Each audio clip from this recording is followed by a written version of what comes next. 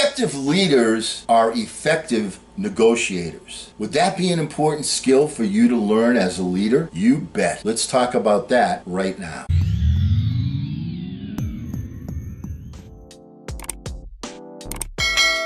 Hello again, everyone. I'm Eli's dad with Project Eli, where we educate, we lead, and we inspire. We're working on a series based upon the book Leadership Secrets of Attila the Hun by Wess Roberts, PhD. And we are up to the chapter on negotiation. One of the skills that the outstanding leader possesses is the ability to negotiate. So without further ado, let's get right to it. Now, I give to all assembled my counsel in the hopes that it will serve to add to your wisdom and your expertise in the leader's vital art of negotiation. Always maintain the diplomatic initiative in all negotiations. Be on the offensive always. Be on the offensive always. Never lose contact with your enemy. This will place him in a lesser position and you will have the upper hand. Always remember, that you are a leader as they are leaders, and don't delegate that to someone else. Once again, 80% rule. If you are the one that is the best negotiator, this is a critical thing. Things that you earn from negotiation are much easier to achieve than things you have to fight a war for. Always negotiate at the lowest level possible. This will serve to resolve small things before they grow out of proportion and make negotiation impossible. When you let little concessions when you're negotiating grow, they become a standard and become accepted as the norm. You know what it's kind of like? It's kind of like we are used to in our homes having electricity. That's the standard, that's the norm. And then when the power goes out, my goodness, now I really appreciate electricity.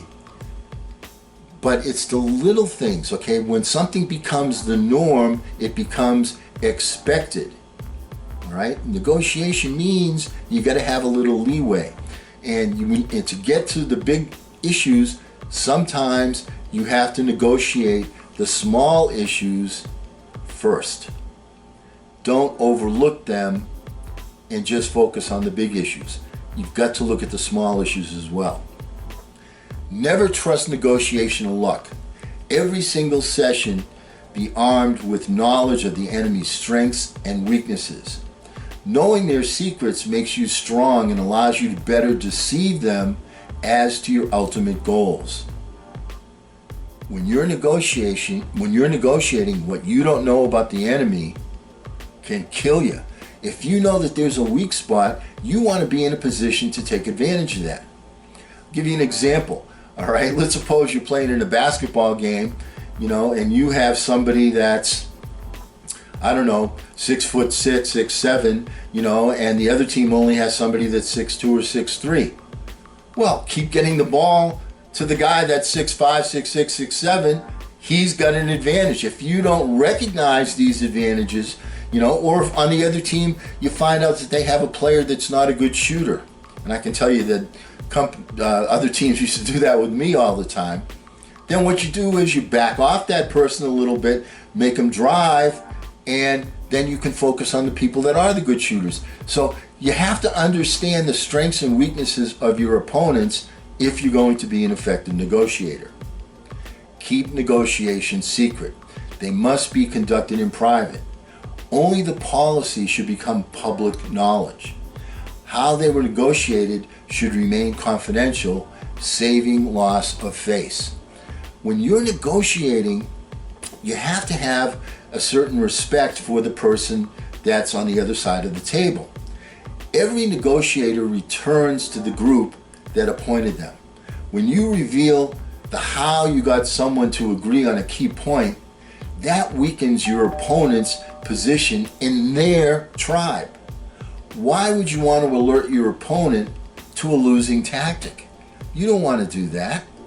Allow them to save face with their constituents. All right? If people don't know, well, I had to do this, Next time, your opponent may send either somebody more skilled as a negotiator or somebody that's less reasonable, that isn't as flexible. When you're negotiating with someone, you want to maintain that relationship. You want to be friendly. Now, one of the examples I think of is there couldn't be two people on more opposite sides of the political spectrum than Ronald Reagan and Tip O'Neill when he was the Speaker of the House and Reagan was president. Yet they got along swimmingly. They couldn't see eye to eye on most policy decisions, but they worked together, and they didn't reveal how one situation involved to this decision. They allowed the other person to remain strong in the leadership role. Does that make sense as a negotiator? You have to have that. Now, time is your ally when you're negotiating. It calms temperaments and gives rise to less spirited perspectives. Never rush into negotiations. Time allows you to regroup with logic as your tool. Haste is a catalyst for emotional decision making. It's just like life. When somebody says something to you of importance, I've talked about this several times before. When someone says something to you that you're close to, that you care about, that's important to you, and it's a negative thing, the tendency is to just have a knee-jerk reaction and say something equally mean. Don't do that. Hold it. Give yourself some time. Sleep on it. I like to give myself 24 hours, but at least sleep on it.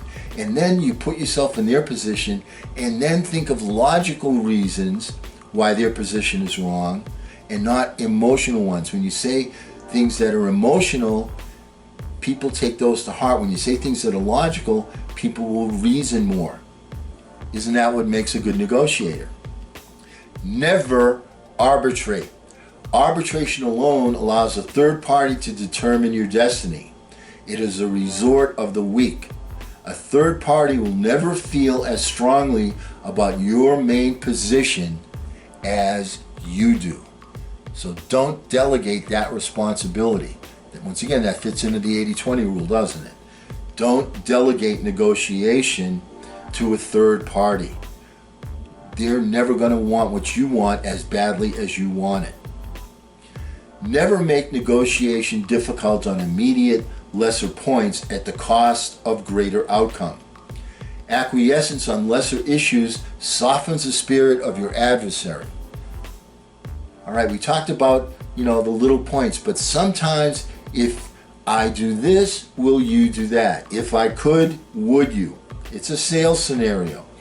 Be willing to barter change if it will yield you dollars in the end. Give up something small to get something big. In negotiation, you must take well-studied risks. Try to foresee all possible outcomes to determine those that will yield favorable results. Be prudent to look at all possible paradigms for a situation. Sometimes an apparent disadvantage will turn into an advantage. You've heard the story about the army that was attacking an island and the leader burned all the boats. And they said, "What are you doing that for?" I said, "Because I know you're going to fight to the end because you have no alternative." So what was a negative turned into a positive. Look for those types of outcomes, the possibility of those outcomes while you're doing your negotiating. Look for paradigms that are going to work to your advantage. Be aware of the temperament in your foe's camp. Take advantage of troubles and turmoils that arise during negotiations. You got to be aware of supply and demand in your enemy's camp. All right, give you an example. Right now people haven't, traveled very, very much because of the pandemic, and I was, making plans for my travel, my trip to Maine, and went to look for car rentals. My goodness, the cost of car rentals was unbelievably high. Why? Supply and demand. All right? The people that run the car rental companies know, hey, more and more people, they don't have any alternative. They have to rent.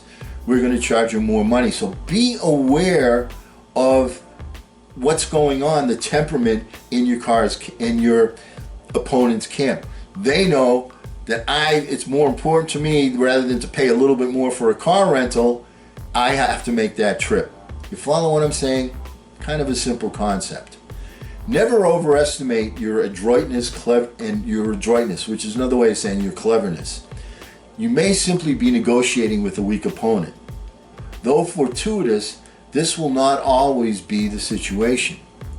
Keep in mind, if you have a major advantage over a particular adversary in negotiating, understand that and respect it.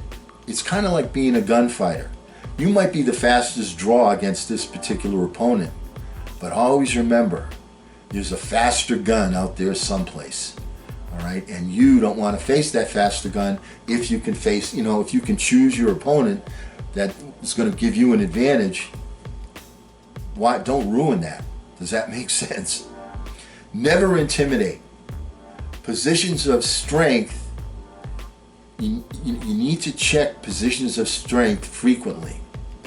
Be honorable and invite your opponent to justify dishonorable negotiating at a later date.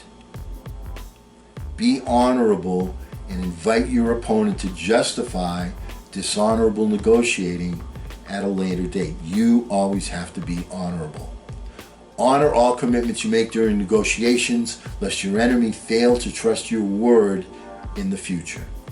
Enough said. Remember, agreement in principle does not dictate agreement in practice. It does, however, serve to save face at the moment.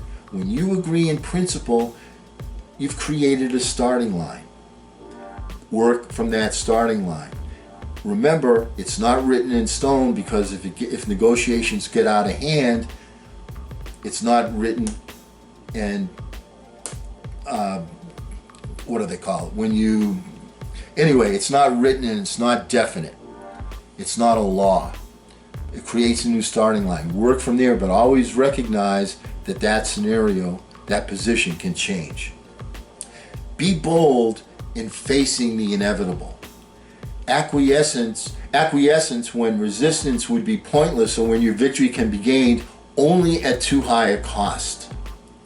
Of this you may not approve, but it is your duty to do so for the good of all Huns. Sometimes you're going to have to give in. You got to remember why you're there in the first place, and that's you are there to serve, and you are there to serve the nation, your company, your cause, whatever it is. That being the case, be ready to regroup. Be ready to regroup when you can. Be keenly aware of time. Present appealing alternatives that are appropriate to your opponent's situation at that moment of your negotiations. Otherwise, he will dismiss your propositions. You got to take advantage of the present circumstances that may put your opponent at a disadvantage, because you know what? Those circumstances can change very rapidly. Now, you mighty chieftains must come to an understanding of a final simple fact. It is never wise to gain by battle what may be gained through bloodless negotiations. Reserve the potential loss of your warriors for great causes and not attainable without waging battle. If you can win the battle in negotiation, you don't want to go to war. You don't want to strike as a company. Let's say if you're the leader of a labor organization, you don't want to strike if you can avoid it. That's going to hurt your people. So you may want to make a few concessions if you're helping your people. Does that follow? Does that make sense? At the same time, you want to be strong though, but you have to it's a qualitative judgment. Where are we going to be helping or hurting our people more? By doing this or by doing that? Negotiation is an art. You want to have a pleasant personality. You want to be somebody that listens very, very well. You don't want to be a person that makes snap judgments. Negotiation takes experience. So it's always a good idea when you, as the leader, when you have acquired those skills, take one of your subordinates with you so that they can learn the art of negotiation. And always remember, hey, don't ration the passion, fashion the passion. I'm Eli's dad.